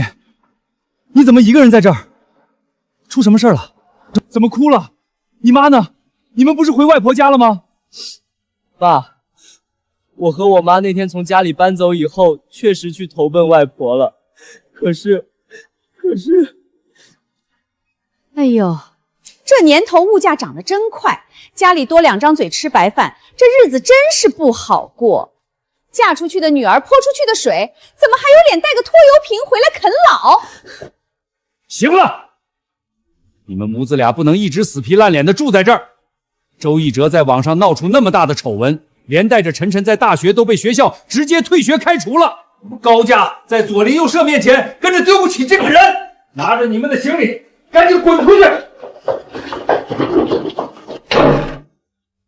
爸，我因为被退学，档案上有了污点，这几天在外面找了10几家公司，人家一听说我的情况，连大门都不让我进，他们都不要我。那你和你妈现在到底住在哪里？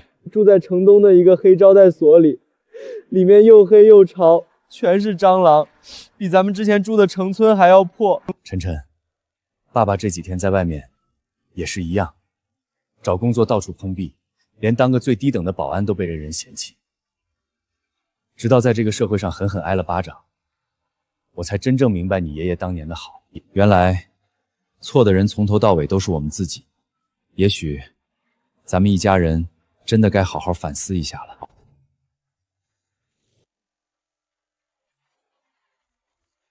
啊，我找到工作了！什么工作？在哪家写字楼？就在街口那家废品回收站，过去帮老板收废品、装车。收废品？你疯了吧，周成？你可是重点大学出来的大学生，你现在居然跑去跟那些叫花子一样收垃圾！妈，现实一点吧，现在能有个活干就已经不错了。而且，你是不是忘了，我已经被学校开除退学了？退学了又怎么样？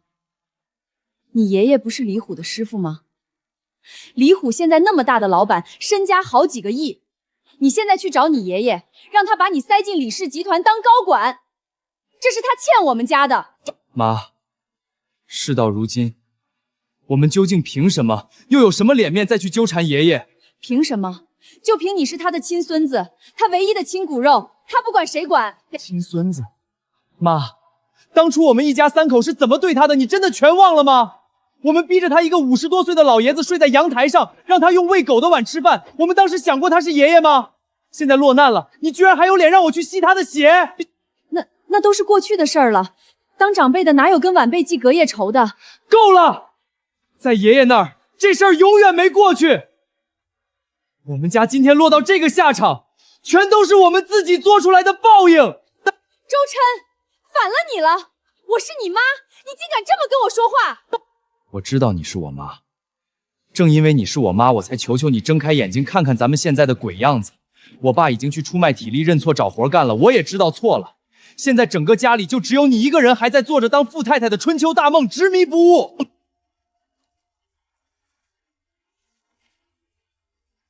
我去废品站上夜班了，今晚不回来，你自己好好想想吧。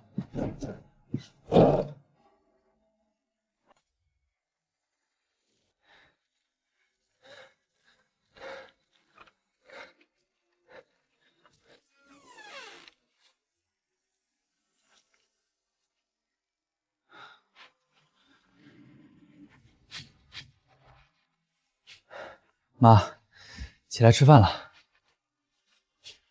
怎么又是面条？天天吃这个，胃里都快泛酸水了。明天废品站结了工钱，我买点青菜回来，给你做点别的。先吃吧。这面也太淡了，连点油水都没有。那下次我多放点盐。妈，你白天一个人在招待所里闲着没事，能不能顺手把屋里的卫生收拾一下？或者你明天也出去找个正经活干吧。我这不是还在物色吗？我好歹也是个中产太太，总得想想。想也可以边干边想，去超市给人管管账，去餐厅当个收银员，甚至去帮人洗碗，都好过你现在天天躺在这间发霉的屋里怨天尤人。妈，人总得学着自己活下去。我现在出去菜市场看看，能不能捡点便宜的剩菜，你把面吃完吧。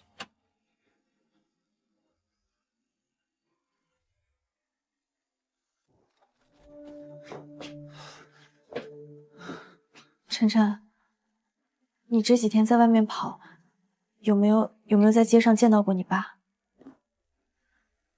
见到过。他怎么样？他现在找到新工作了吗？过得好不好？过得和咱们差不多，也不怎么好。他现在在送外卖。送外卖？你爸周一哲，他在外面送外卖？我前天下午在街角碰到他了，他正骑着一辆破电动车满大街抢单送餐。怎么会这样？他以前是最怕热的啊，夏天出门少开1-2分钟空调，他都要发脾气，非要自己开车。他那双手，以前连酱油瓶子倒了都不扶的。人都会变的，妈。我爸为了撑起这个家，已经去送外卖了。我也在废品站跟人当苦力。妈，现在整个家里就只剩下你一个人了。你到底还要在这儿耗到什么时候？你到底还要执迷不悟到什么时候？高玲玲啊，高玲玲，你看看你，你把好端端的一个家折腾成了什么鬼样子？周琛他才多大呀？连一个小孩子都能在灾难面前想通，学着承担。你作为一个母亲，难道你真的要自私到死，永远都不敢去面对自己的罪孽吗？或许你也该真正站起来，去承担起一个做母亲、做妻子的责任了。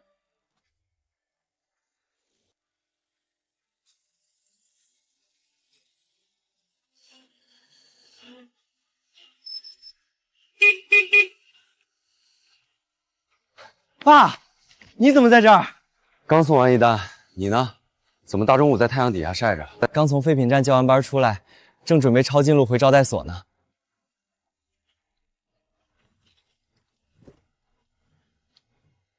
你瘦了，晨晨，在废品站很辛苦吧？废品站的活是重了点儿，天天要搬铁架子，但我能扛得住。爸，你放心。爸，我妈她其实还没有真正开口认错。我每天回家看着她躺在那儿，有时候我真的不知道该怎么办了。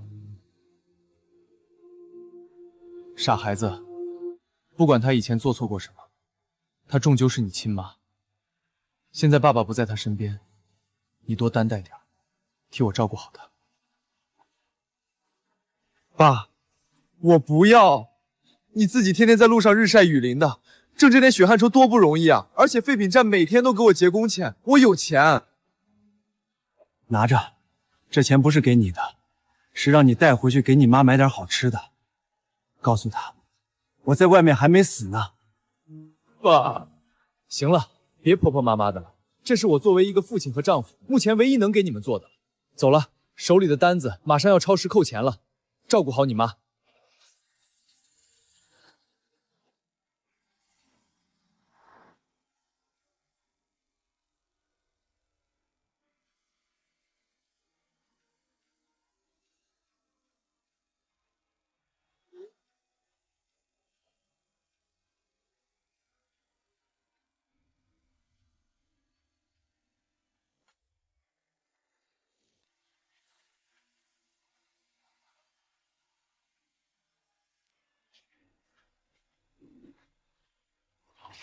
妈，这是爸今天在街上强塞给我的，是给你的。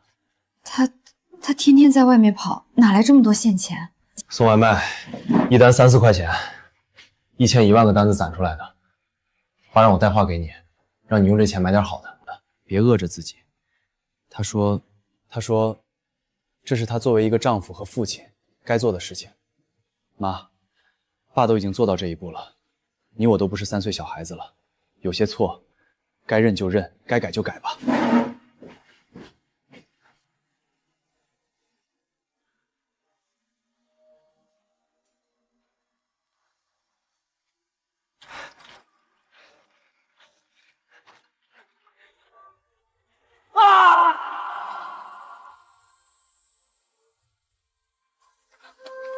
晨晨，你别动，千万别乱动，让妈妈看看砸到哪儿了。别动了，流了好多血，都怪妈妈不好，不干了，咱们今天不干了。妈，我没事儿，就是皮外伤，我还能搬。今天要是请假不干了，老板会扣工钱的，我们今晚就没饭吃了。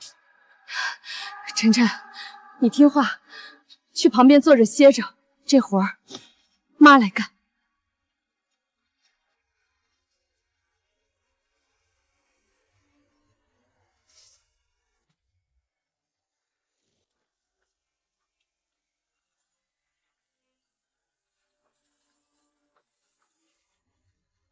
妈，你放着我，你腿上的伤彻底好了。好了，早就没事了。行，那你去大棚那边负责分拣塑料瓶，这边的活留给我来。妈，怎么了？还有事儿？你这几天是不是想问我是不是转性了？放心吧，你妈这次是认真的，我要洗心革面了。行。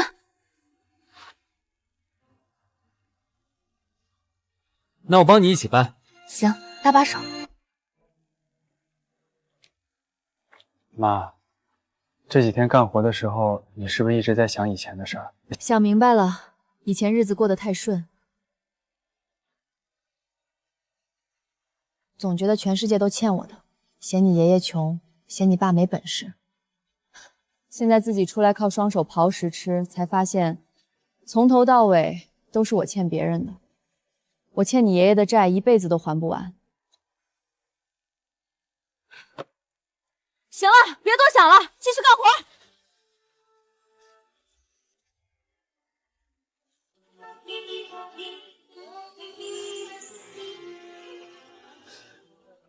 爷爷，长高了，也结实了。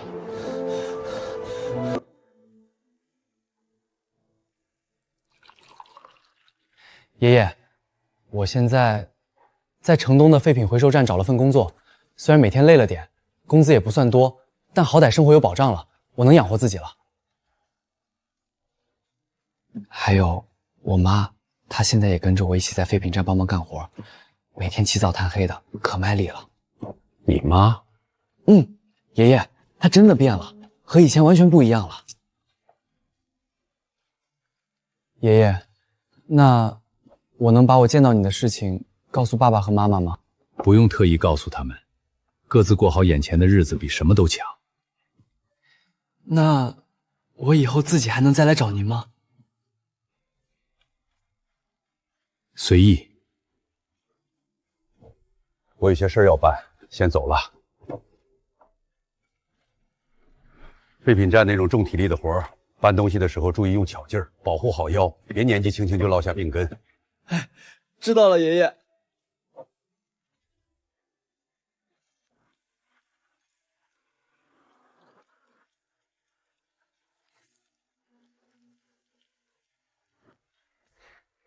爷爷，看这新灯泡比以前那个亮堂多了。你一个以前连瓶盖都懒得碗的大学生，什么时候学会这电工的手艺了？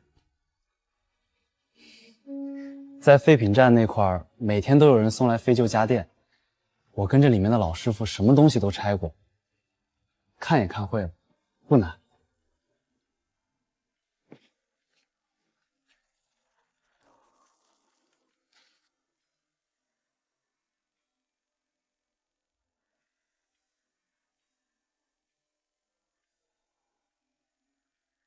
而且，废品站有好多东西只是破，但没坏，我修修就能拿回家，不用再花钱买了。你爸现在满大街送外卖挣血汗钱，你在废品站弯腰流汗，你妈也在靠自己的双手吃饭，不再抱怨，很好。你们终于都在走自己的路了。爷爷，那我以后还能经常来您这儿坐坐吗？这门没锁，你想来随时来就是了。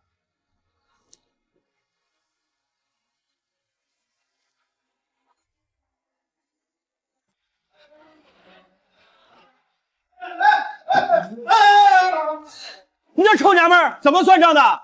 几个破菜要老子268，你故意宰客算错账是不是？先生，所有的酒水和菜品都是明码标价，我刚刚重新算了一遍，确实没错，一共是268元。你什么态度？算错账了还敢这么横？老子今天就砸了你这个破柜台！单子我刚才顺眼看了，完全没问题。你喝多了。你谁啊？一个送臭外卖的也敢来管老子的闲事儿？我是个送外卖的，但字儿我认识，账我也看得懂。几位，这样我给几位抹个零，就260，行不？我看你还算识相，老子不跟你一般计较。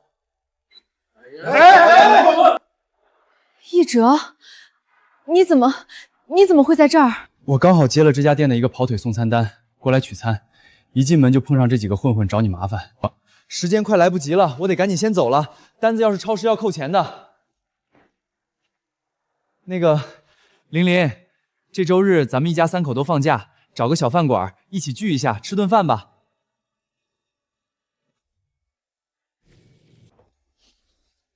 看看想吃什么。你是一家之主，还是你来点吧？爸，我都行，我不挑食，什么都好吃。老板，麻烦来3碗清汤面。啊，一家子就光吃素面啊？连点荤腥都不要？对，就素面，麻烦您面整劲道点。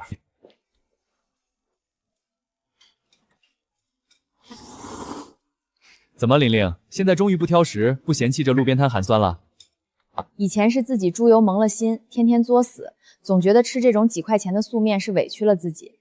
这几天自己在饭馆和废品站连轴转，才知道挣钱多难。现在觉得在这个城市里能有1碗面条填饱肚子，就已经是天大的福气了。就是爸，你是不知道，我上次在废品站顶着太阳蹲着分拣了一整天的烂铁，骨头快散架了。晚上回到招待所，喝一碗白开水泡的面，都觉得是人间美味。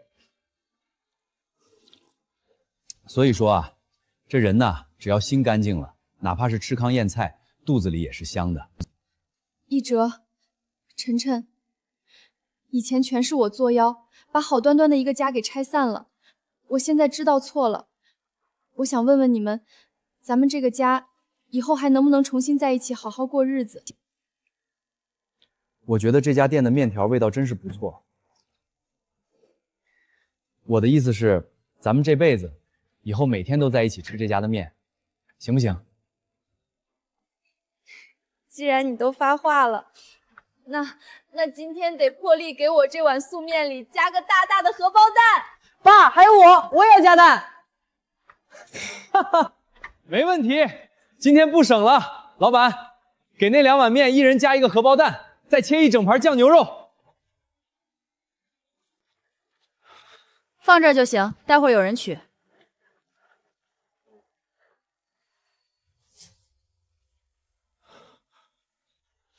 动作散了，重心要下沉，气沉丹田。你的肩膀是用来承重和防御的，不是摆设。再来一遍。如果还是这个虚劲儿，今天下午就别想休息了。还有你，眼神，目光要盯着你的假想敌，不是盯着地面。你是在练习疙瘩，不是在检查地板缝隙。我现在对你们严格，是为了你们好。以后你们出去遇到的事儿比这难缠得多。训练场上流的每一滴汗，都是为了将来出事时少流一滴血。听明白了吗？明白了。爸，喂，那边的，你是送外卖的吧？单子放了就赶紧出去，公司大厅不允许闲杂人等驻留。对不起，我这就走。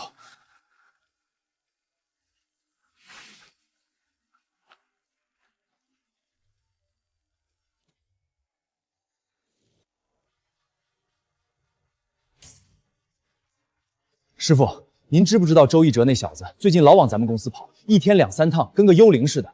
知道。他送外卖送的都快把咱们公司大门给踩烂了，安保部那帮兔崽子都把他赶出去2回了，您老人家就一点反应没有。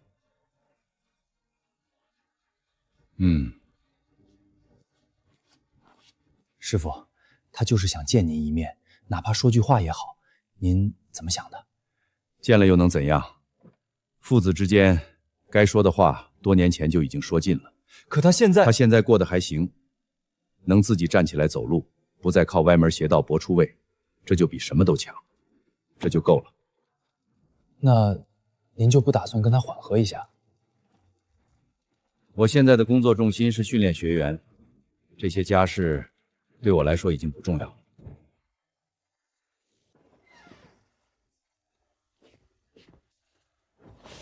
今天去李氏集团送餐，我又看见咱爸了。他没看我，我也没敢吱声。看来他还是不想原谅我。没事儿，这段时间我想去社区老年服务站当志愿者，多做点好事，也是给家里积点德。我们也去。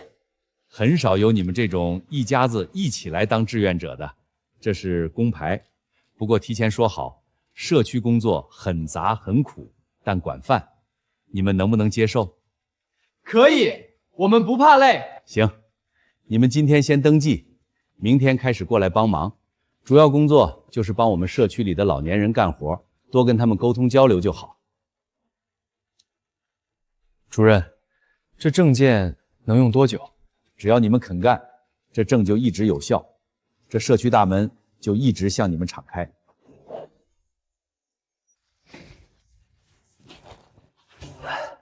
谢谢你啊，小周，要不是你，我还不知道怎么把这一袋米提上来的。不辛苦，大爷，这是我应该做的。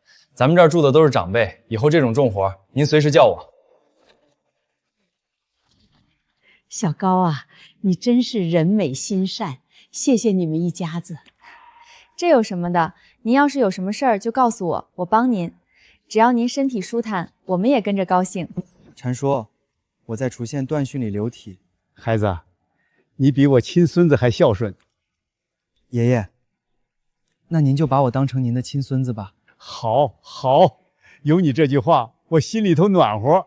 闺女，你们是哪个单位的？没单位，我们就是想来做点事儿。做点事儿？什么事儿？就是想把这儿当成第二个家，多陪陪像您一样的亲人。咱们不图别的，就图这儿多点欢声笑语，少点冷清。好孩子，那以后这就是你们的家了。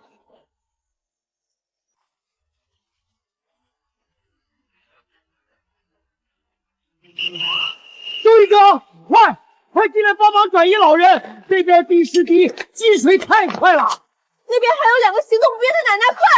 我去那边抬担架，后墙裂开了一条缝，快塌了！别慌，分2波走，尽量贴着墙根撤离。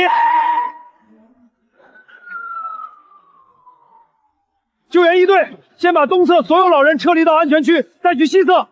动作快，所有人都听好了，命是第一位的，人必须全撤出来。那边的墙体快撑不住了，2队马上加固支撑住，3队跟我进去，确认还有没有没出来的。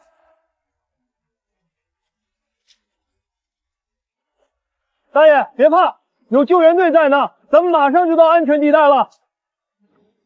放心吧，我们这儿的一个都不会落下。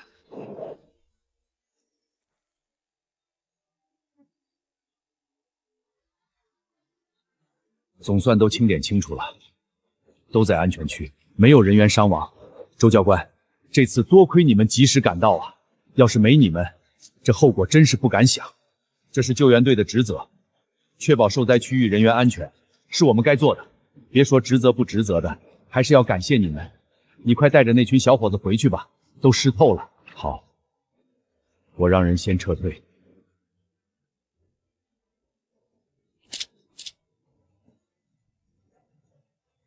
衣服湿透了，回去换，别落病。爸，刚才爷爷是在跟我们说话吗？是啊，还是那么硬邦邦的，一句关怀的话说出来，都像是下命令。走吧，先回家。今天大家也都累坏了，不管怎么样，人平安比什么都强。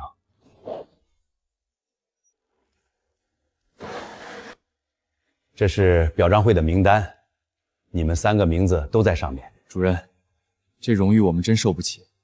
昨晚那是人命关天的大事儿，谁遇到了都会冲上去的，这算不上什么功劳。对，我们以前还有过一些不好的名声，大家没赶我们走就是万幸了，还要上台领奖，这要是传出去，别人该说闲话了。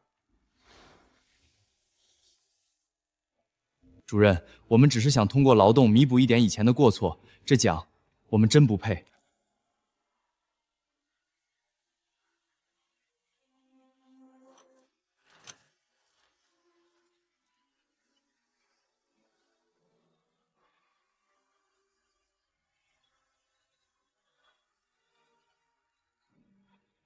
以前的错是以前的，但这段时间你们做的每一件小事，老人们都记在心里的。这奖表彰的不是你们救了多少人，而是你们这颗重新活过来的心。你们说你们不配，如果连这几个月如一日，甚至在生死关头第一个冲进楼道的人都不配，那谁配？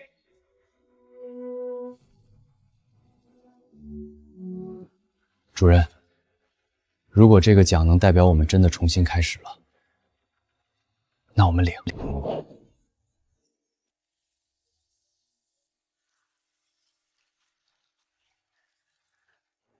明天表彰会怎么说？咱们既然决定了要站在那儿，有些话就必须说清楚。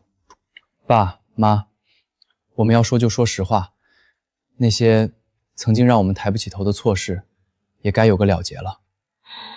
躲了这么久，那份不安一直像石头一样压在心里。我想，不管是赎罪还是承担，我们都得给过去画上个句号。你说的对，我们不能躲一辈子。这么多年了，每次在社区看到那些老人信任的眼神，我就觉得心虚。说出来，确实该有个了结了。哪怕大家不再像现在这样看我们，至少心能安稳下来。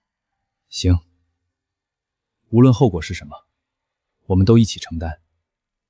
哪怕这代价是回到原点，只要咱们一家人坦坦荡荡，就没有过不去的坎。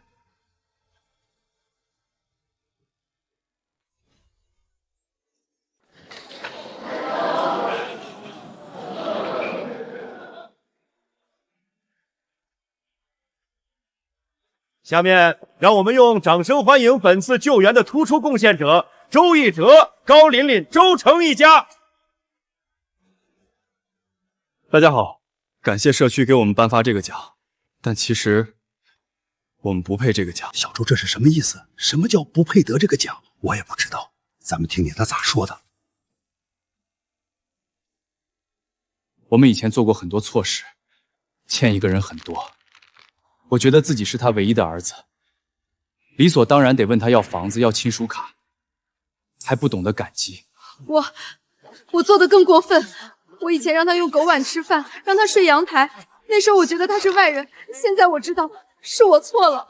我爸妈做错事的时候我没有拦，我跟着一起嫌弃爷爷，我也错了。师傅，要不要看看他们怎么说？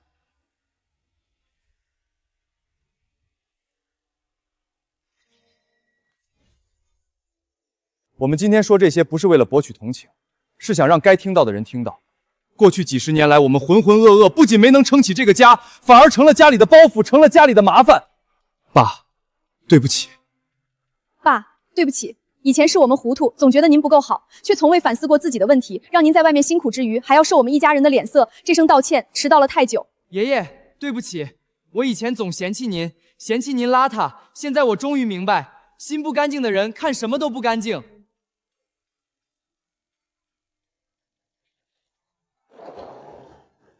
周某，这3个人这是真的知道悔了。爸，我们以后会好好过日子。爸，我们不再闹了，我们会像这段时间在社区帮忙一样，踏踏实实做人。爷爷，我们长大了。接下来，我只想过好自己的生活。浪子回头金不换，一家人只要心在一起就是好的。感谢3位诚恳的发言，接下来有请李氏集团总教官、本次救援行动指挥周成先生上台致辞。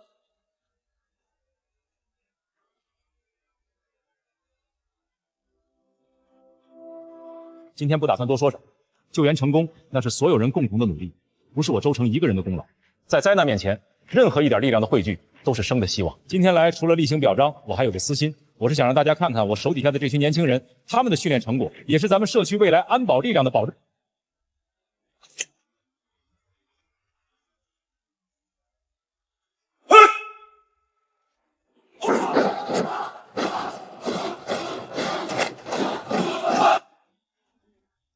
原来爸离开我们可以这么意气风发，他一直都是那个顶天立地的英雄，是我们这些年把他拖得太沉了。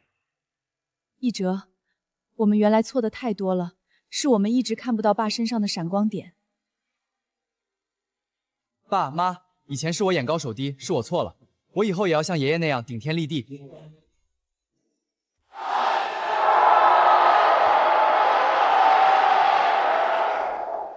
师傅，刚才那套军体拳，您这气势可比那几个小伙子强多了，没给李氏集团丢脸。动作没到位，还得练。一哲，爸还没走远，现在追上去还能打个招呼。不了，他现在的日子有规矩，有目标，过得比谁都踏实，咱们就别过去打扰了。也是，只要他过得好。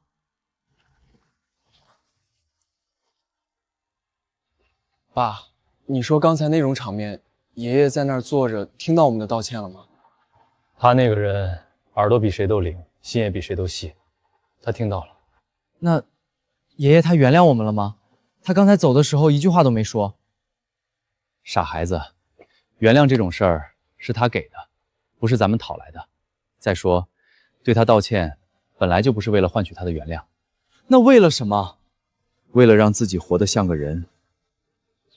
为了把这几年堵在嗓子眼里的那口浊气彻底吐干净。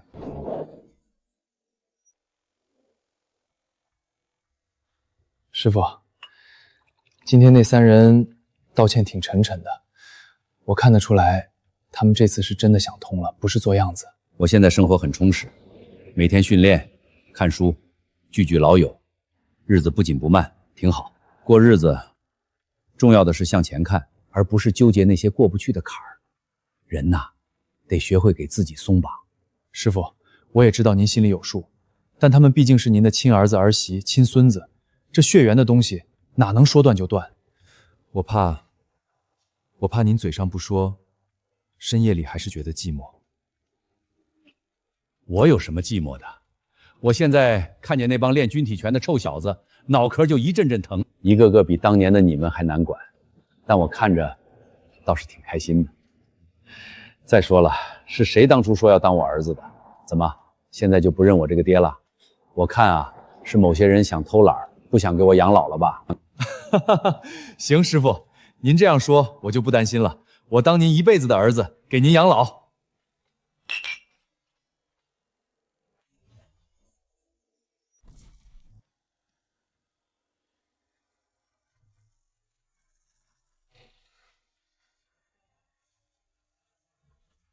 这房子虽然小了点儿，但总归是有个家了。这5年，咱们像剥洋葱一样剥掉了一身臭毛病，总算把日子过得像样了。厨房比城中村那小屋子大多了，现在能站下咱们3个人，再也不用像以前那样挤着转不开身了。客厅也宽敞，最重要的是，这可是咱自己一砖一瓦挣出来的房子。爸，5年前咱们许下的承诺，现在算不算都做到了？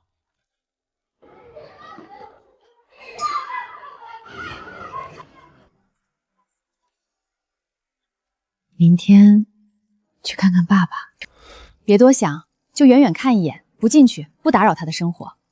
我们看看他过得好，身体还硬朗，我们就知足了。毕竟这血缘的东西，哪能真的一刀两断呢？行，哪怕只是在远处的树下待一会儿，只要看到他老人家还在那儿安安稳稳的忙活着，我就觉得这5年的路走得值了。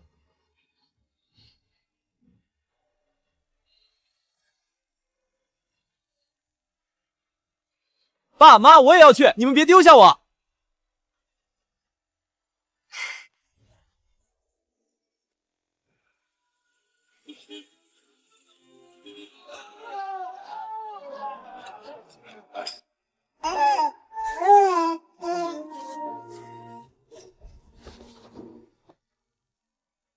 师傅，这几年要是没有您撑着，我这小家哪能立得这么稳？谢谢。谢什么？做人做事都是你自己挣回来的。你能把这儿变成家，而不是个冷冰冰的壳子，说明你没让我看走眼。什么都不谢，就想敬您这一杯酒，敬您的严厉，也敬您的教导。没有您，我还在外面晃荡呢。李总，你这杯子太小气了，敬师傅得换大的，别拿着小家子气的杯子糊弄人。今儿个是个团圆的好日子，不醉不归啊！大的在后头，酒都在那儿，你急什么？少不了你的。今天咱们敞开了喝，谁要是先趴下，我看不起谁。